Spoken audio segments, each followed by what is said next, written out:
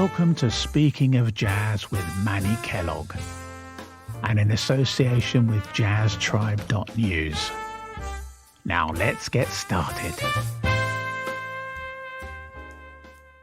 Well, jazz lovers, good morning, good afternoon, wherever you might be. I'd like to welcome you to the show, Speaking of Jazz, and I'm your host, Manny Kellough, and every week I have a different jazz guest. This particular episode is coming from all the way from Australia. My good friend, Ross Nixon. He's a piano player, he's a writer, he's an arranger. Also, he's a fantastic comedian. And he also has his own jazz group. Needless to say, I don't want to prolong this any longer. I have the man on the other end, all the way from Australia. I call him Mr. Ross 15 Fingers Nixon, and I'm very glad to have him on the show today. Ross, how you doing, man? I'm very good, Manny. Good to see you. Always. Likewise, man. It's good to see you too. It's been a long time. Too long. Yes, it has. Yes, it has. Anyway, I want to, as much as we have talked and worked together, I like to just know some particulars about you to get the show started. And again, I'm so excited to have you with me, man. So sit back, relax. We're going to have some fun for the next 35 to 45 minutes or however long it might take. I'd like to start with and let you share with the listeners, where are you from, man, and who are some of your most influences that got you going in the business? Well, I live in Queensland, in Brisbane, Australia, which is sort of north of Sydney, 500 miles odd. And as a kid, I was out of town in a place called, in a country town called Ipswich. As a kid, I grew up, we had an old beat up old piano, you know, and I just couldn't keep my hands on it. And my sisters, I've got two sisters, one brother, and my eldest sister started playing piano, and she, you know, and I just thought, gee, you know, I'd like to do that. And yeah. I used to get up too much to my parents' disgust in at 12 o'clock in the night and start tinkering. In their bedroom was above the piano, you know, and they'd be beating the hell out of the floor saying, shut the hell up. Get back to bed. Anyway. But, you know, then that, you know, the first thing I saw as a kid, as I remember, was seeing, and this will sound strange as a piano player, but I saw George Benson, I think, playing with his band live, and something clicked, you know. And then I discovered Oscar Peterson, and I used to buy Oscar Peterson albums, listen to him, and with amazement, you know. Yeah. And that man was just so prolific, you know, with his articulation and being able to play some of the phrasing. And then, of course, you know, the normal at that time there was the fusion thing was happening. Yeah. And then you had Herbie, who was from the Miles Davis thing, and then he branched out and started doing that thing. And I was very influenced by that. But I was also influenced by the jazz, you know, the swing thing. Yeah, I man. love the swing, you know. Yeah, you do it well. I try my best, you know, and you know, as you know, Manny, it's one of those things that when you know it's happening and you know it's good, you know, you feel it in your body, you feel it in your bones, and that thing, it must be hard for people to understand, but you and I both understand that concept because we feel it, you know. Yeah. Swinging is a feel. It's not something that you can write down on a paper. It comes from inside. You know, Yeah. It's not something you can just write down notation wise and play this, because what will happen is if you do that, it's going to sound like you're playing just like a duh, duh, duh, duh, duh, duh, duh, and it's not that at all. You know, swinging is hard to explain. Swinging is very difficult to do, you know, because it's a feel. So how do you express feel, you know? Yeah. And, you know, Manny, everyone's got their own time clock too. You know, everyone's got a sort of something that makes their thing work in a certain way, because they're the way that they hear something, and that's rhythmically, you know, they hear something in a rhythmical sense, you know. Right. And it's also really interesting to hear those, and those concepts are unique, you know. And anyway, but that's sort of got me. I was kind of into as a young kid, I was sort of into everything. I was into the rock, I was into the classical. Yeah. I was used to use the classical as a practice tool, you know. But I got my reading happening. In fact, I could read quite well when I was 17 and 18. In fact, I was doing a lot of shows where I was reading. And, you had to read. Yeah, but I just did it because it was because I was reading all this classical stuff, you know. Not that I'm a great reader, and I'm self-taught, you know. You know, you're playing. I think I've told you this several times. You remind me of Oscar Peterson and Bill Evans all put together. That's what you're playing reminds me of, and I think that's where I got the name, your nickname, 15 Fingers. Yeah. I mean, those two people, I think that's a good combination, Manny, you know, Bill Evans, Oscar Peterson. I like Bill Evans because of his sparseness and his romanticness, you know. Yeah. And I like Oscar because he's a groove meister, and when he swings, really swings deep, you know. Swings very hard, yeah. Yeah. Well, my other question is, we're just taking our time, man. I don't feel like rushing, because I first of all, I'm enjoying seeing you and talking to you again. Same here, man. Who are the artists that you have worked with or working with right now? I know you have your own jazz group, and you guys have been performing. So let's talk about that, what you're doing with your jazz group. Well, it's funny because I've just started a Saturday night thing, which is about a 2-hour drive from here, and with the guys that I usually work with, and we haven't worked together for like 2 years. And you know, Manny, you know that thing when it comes back together, that thing happens. Yeah. We're dusting off a bit of rust, you know, but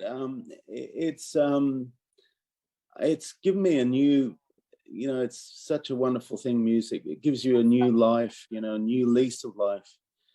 Right. And the people we're playing to, there's a lot of, this place is in the coastal region, and it's called Noosa. And the restaurant there is called Herbert Restaurant. And these young guys really into the music big time. Yeah. And there's a lot of new Australian new workers there, and they've got nowhere to go to hear this music. So they come up to me and they go, thank you. I said, whoa, you know, so it's really nice, you know, and you feel like, you know, you're back to ground zero, you know, you're feeling like, yes, you know. You know, when you're playing and you see we see our audience reacting with us and having fun with us, that really wants to make you dig in and get into it. You know, I know it does for me. If I see one person that's digging it, I'm gonna play to that one person. And as when we're playing on the ship together, that seems like the room just comes alive. You know, when we're up there playing and swinging, having fun. The people get into it with us, and that's what really makes it happen, you know. That's it. Absolutely, 100%. You know, and this little club that we play, Manny, it's like they have to remove a table so we can set up our equipment, and we're in this corner, and we're like kind of almost on top of one another, but it kind of works. It's really weird, you know. It's like, yeah, very intimate. Yeah, very intimate, and they're just like there, you know. It's like we're on the same level, and it's really wonderful, you know. Yeah, yeah. It's really good. And the bass player Peter Walters, I've known him about most of my adult life. I met him when I was like 20 years old, you know. So there's a history there. Max Sportelli, who's the drummer, he's a guy from Melbourne. Very, you know, I grew up playing music with his dad's band, you know, as a little kid, going to play the gigs, you know. So he's kind of got a vista of musical playing the different, you know, styles of music, and you know, he's got a wonderful sense of music. So it's a pretty good little trio, you know. Yeah.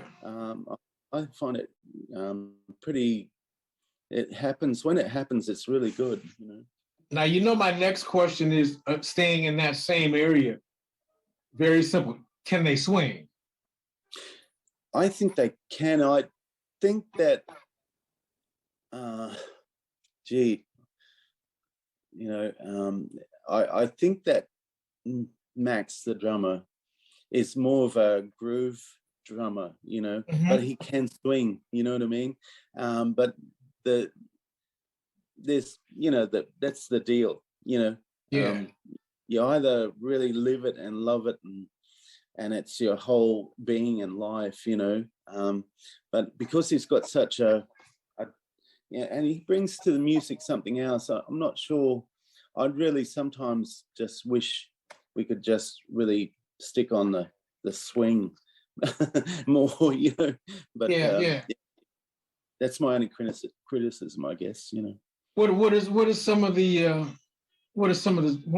styles, and what type of music are you playing? Are you playing jazz? Are you playing some of everything? What are you doing? It's jazz. It's from the American songbook, but it's also taking some sort of some of the maybe not so well known tunes that are more explorative, more exploratory. You know, you're trying to dig deep. There's changes that are, you know, you've got to kind of work at it, you know. Yeah, sure. So it's interesting, you know. Yeah. Very good, man. I wish I could hear you cats, man. Yeah, well, I'm sure we'll do some videos and stuff, because, you know, I mean, it's just such a wild thing, because it just seems like everyone's like just going for it.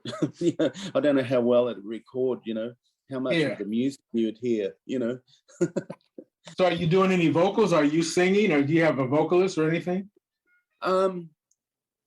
I've been doing a couple of shows here where we've had a lady from England came over, Christine Hellman, and she's a great singer, and that was good. But what we're doing is more instrumental. Yeah. Okay. And I said, "Oh, do you want vocals?" They said, "No." I said, "Okay." I hear you, man. I hear you. Well, you know, I'm really excited again to have you.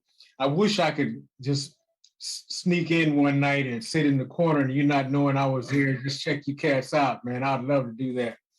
You know, my number 3 question to you is, Ross, I know you have a lot of these to share, but you may not want to share every one of them. What are some of the most funniest stories that you can tell us about that you would want to talk about? Well, I can talk about one, because the man I was working with this fellow who was quite a popular jazz vocalist, very a feminine sort of guy, but lovely. His name was Ian Fraser, and he. When I first met Ian, he was in a wheelchair, and then I met him years later, and he asked me to play piano for him, and he was standing upright and getting around very normally, and I'd asked him. I won't go into the details, but they reconstructed his whole vertebrae, his whole back. And I used parts of his, thigh bone and to resculpt her and remake his back. And really? It was the first operation. And he had a lot of years. And I think there were some problems with it, though, that came with it. But we were doing one gig one night at this place called the Noosa International, and it was just a packed house. And Ian used to do this, that New York, Start spreading the news. Yeah. And anyway, he used to go out in the audience and he'd take the mic, and he'd go out and he was really, he was an entertainer guy, Anyway,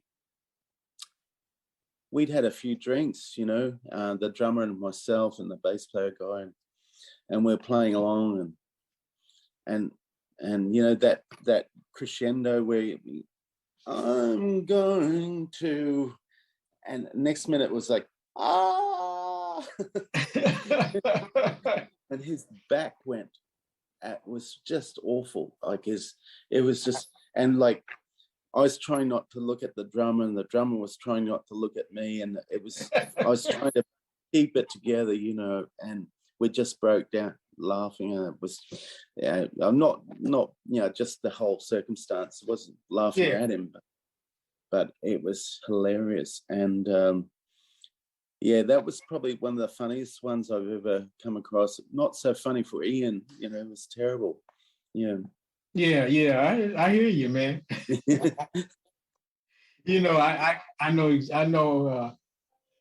There's a lot of things that we can always remember later on that's happened in our careers and our lives and stuff, But I want to jump in right here and then remind our listeners that you're listening to Speaking of Jazz.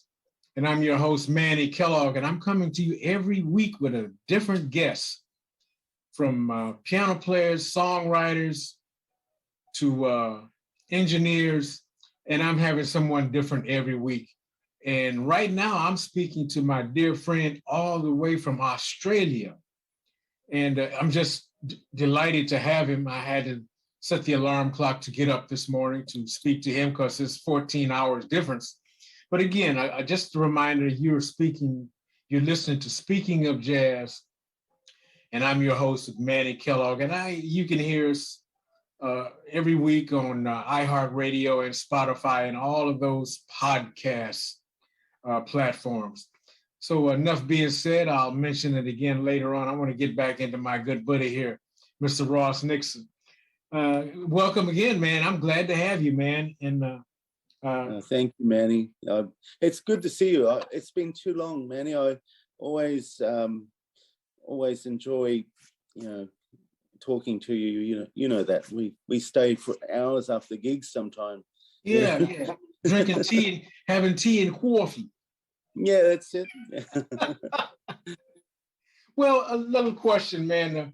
What has it been for you since the pandemic? Can you talk about that a little bit? Yeah. Look, it's basically just been terrible. It's been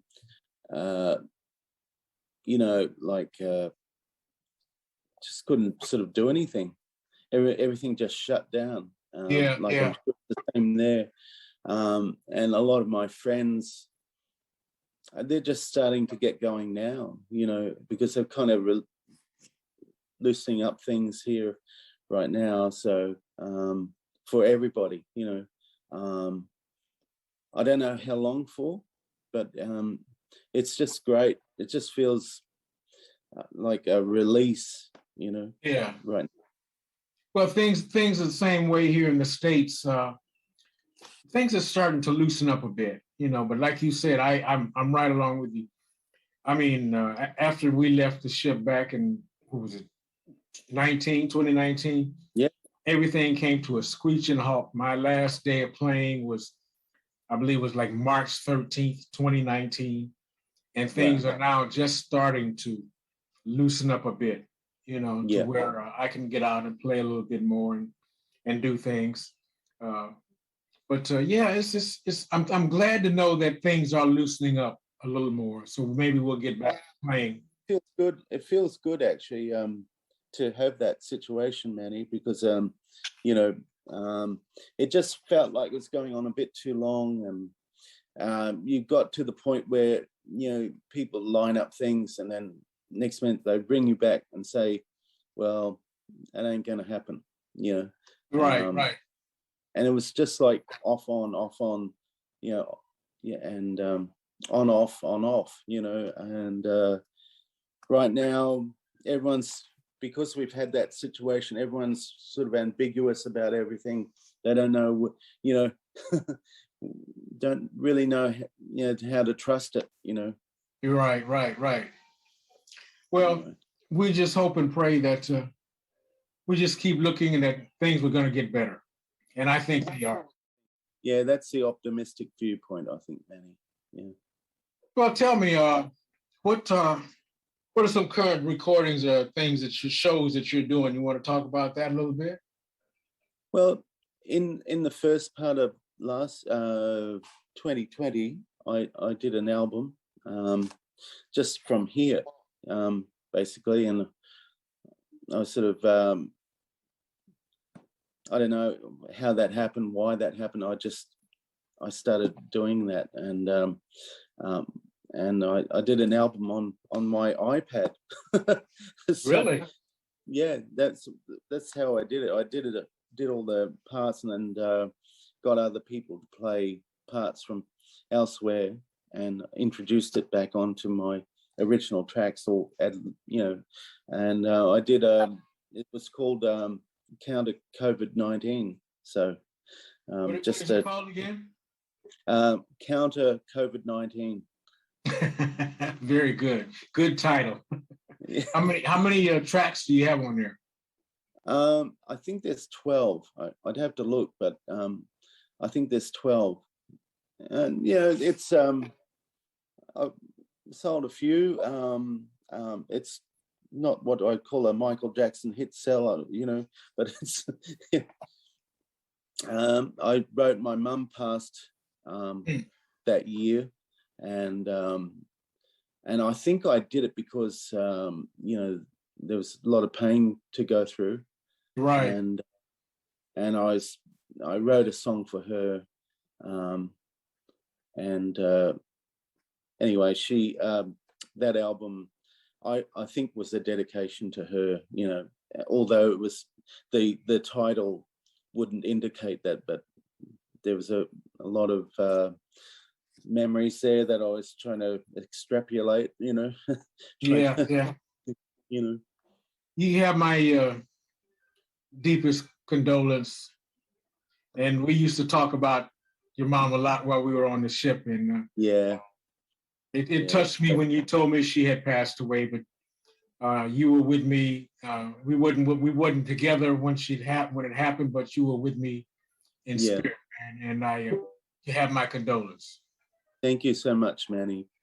Yes, sir. So, is that the only recording that you're working on? Is that it? I've done a few bits and pieces for other people, but nothing to mention of, nothing, because it's such a crazy time, but that album's really across the planet. Actually, it's amazing how it's really gone out to many people. People know about it, and I've got people, corresponding with me about it. So it's been quite interesting, actually, because I've never written anything or had anything that was, people would respond to it. You know what I mean? Like, I don't think I'm the greatest writer. I just, it was just a feeling, and I think that's what touched some people, and it's nothing like a good feeling, man. Yeah. That's what I say that all the time. I know you've been busy doing albums and stuff. Well, now that you mentioned it, my friend, I just did a project which was done last year. It's called Manny Kellough and Friends, Speaking of Jazz, East to West Coast. And I use some players from the East Coast area and some players all the way on the West Coast. And as a matter of fact, you know one of them. You know the vocalist. You know Azure McCall. Oh, Azure. Oh, wow. Yeah, Azure did 3 tracks on my CD. My daughter's on there as well. Oh, wow. And again, mine is available on all the platforms too. Spotify and all the different platforms, digital platforms. So I didn't want to get into that, but I'm glad you mentioned it, and I was able to talk about it a bit. But, no, I was interested in hearing. I did hear one track, and it was great, really good. I thought, wow, yeah, Manny's got it going on here. No, I'm still swinging, man. I'm still swinging. I'm doing my lectures and talking to youngsters about basically some just basic stuff, stick-wise, brush-wise, and less. Like you always hear me say, less is always more. Yeah. And if you listen to that CD, that's just what I'm doing. Less is always more. And to me, that's what makes the lesson that I've got to learn. I'm afraid I'm still learning that lesson, Manny, but it is true. Well, what do you think? You got 15 fingers, man.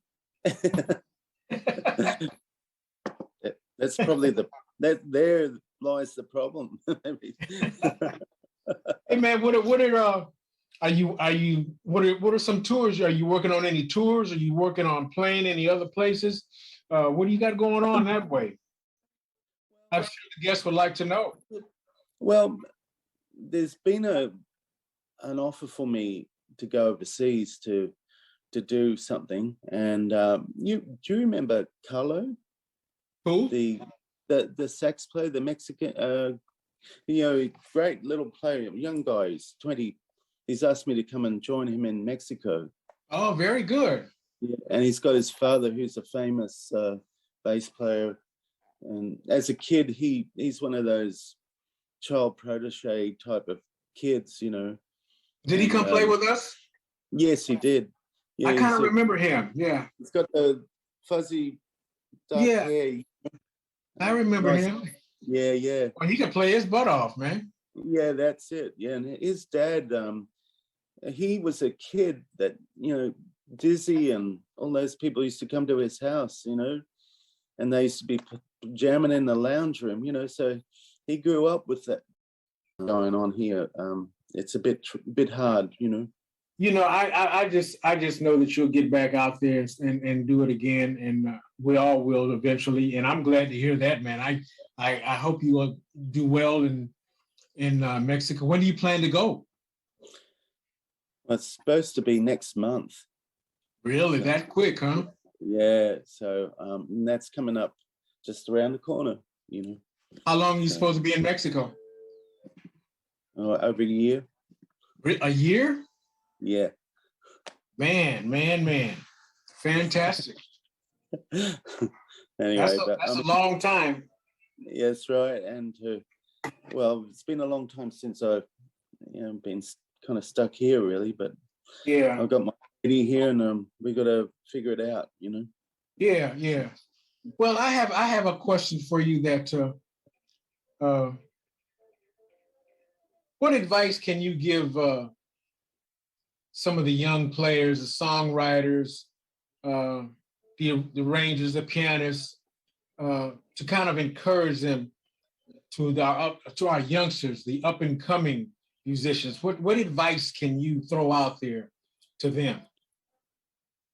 Well, my advice would be to follow your heart and follow your inner soul, because, you know, as we have gut feelings, we've also got a, you know, soul, and it tells us things, you know.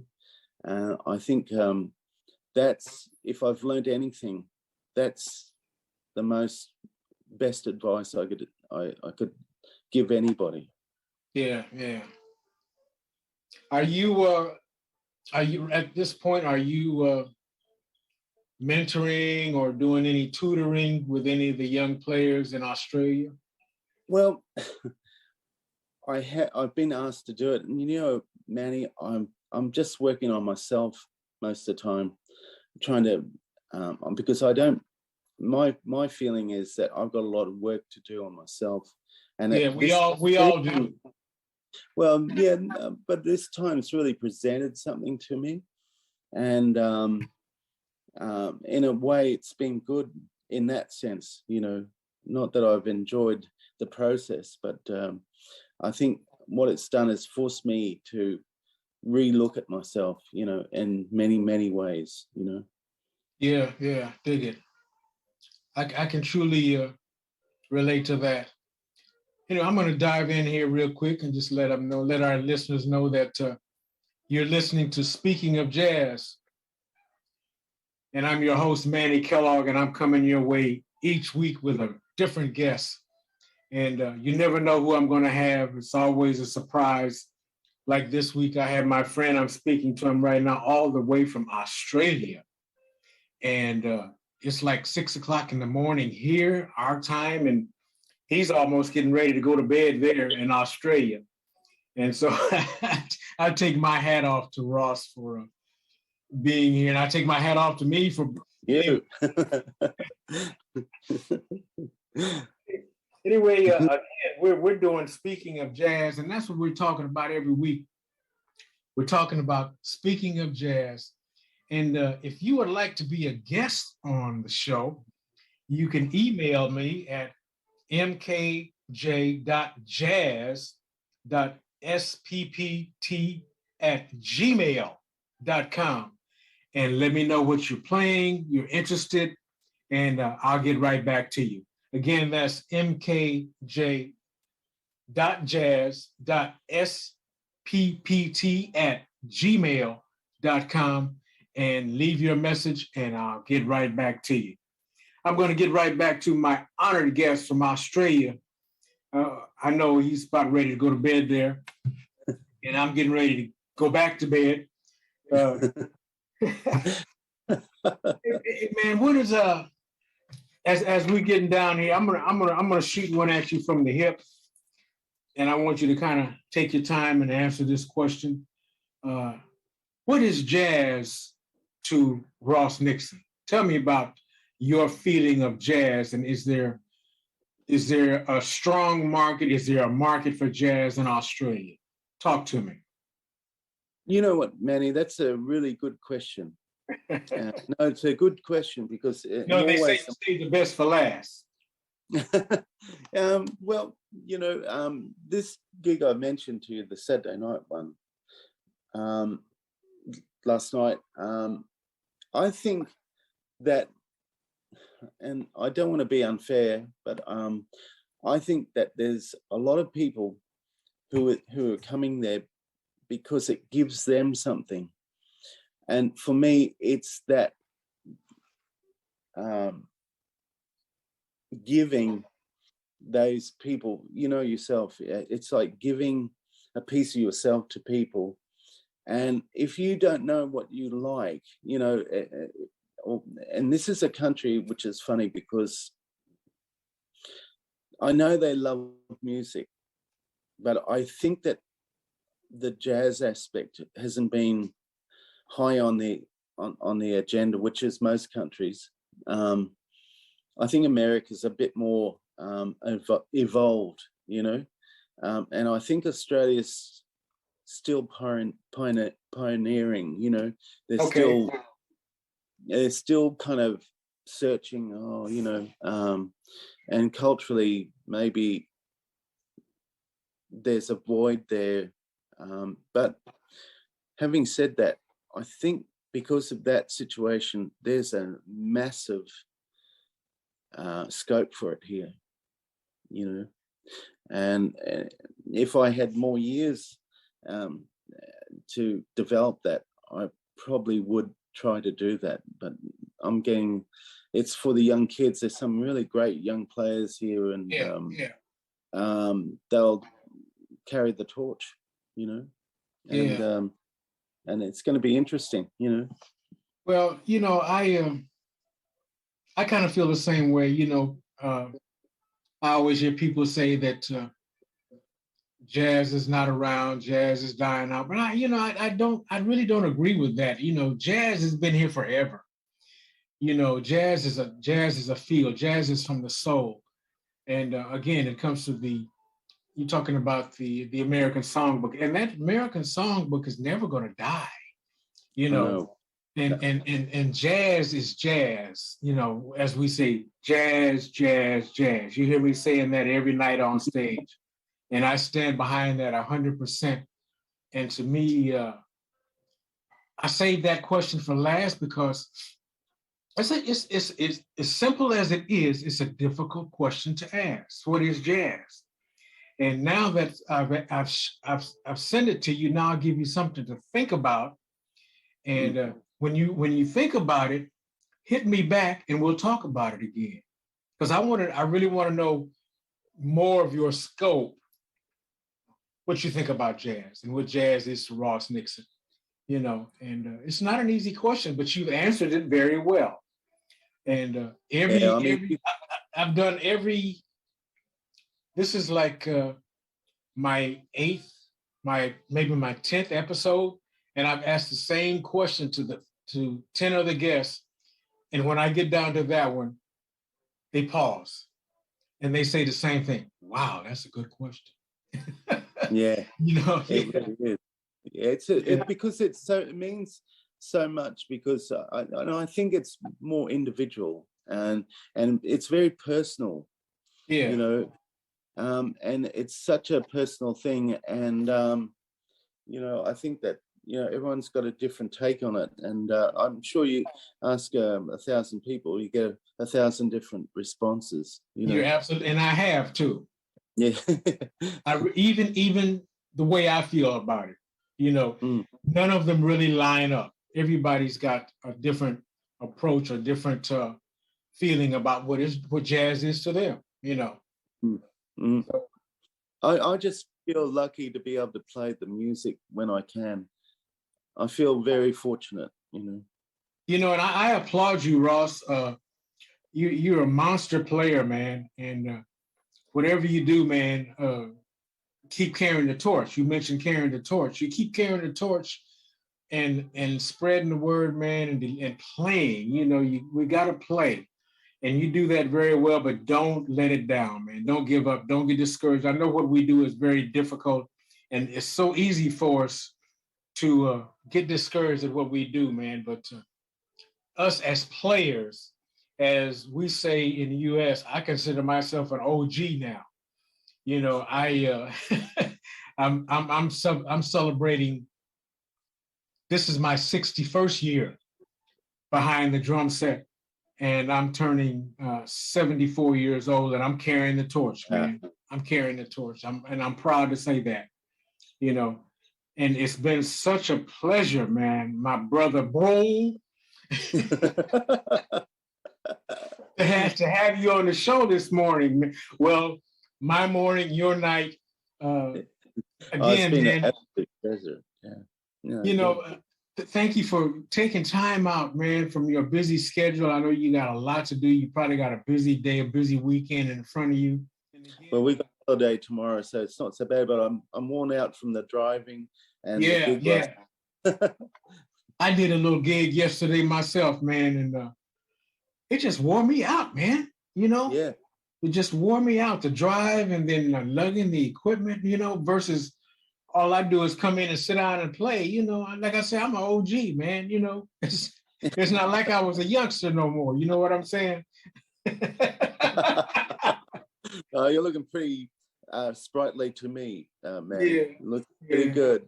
You look great, man. Again, I want to remind our listeners, you have been listening to Speaking of Jazz, and I've been your host, Manny Kellough. And again, I'm coming to you every week with different guests talking about different things. And the most important thing that we're talking about, we're speaking of jazz. And hey, Ross, before we leave, is there a website or something you would like to leave our guests with in case they want to contact you? Go right ahead. Yeah, I've got a website called, it's a Ross Nixon, but mainly now I'm just doing a Facebook. So it's just Ross Nixon Trio.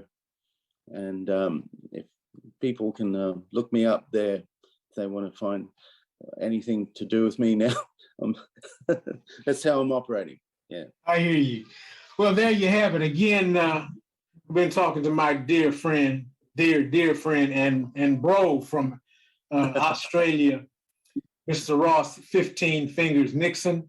And again, we're heard on all of the podcast stations, iHeartRadio, Spotify, and all of the podcast stations weekly.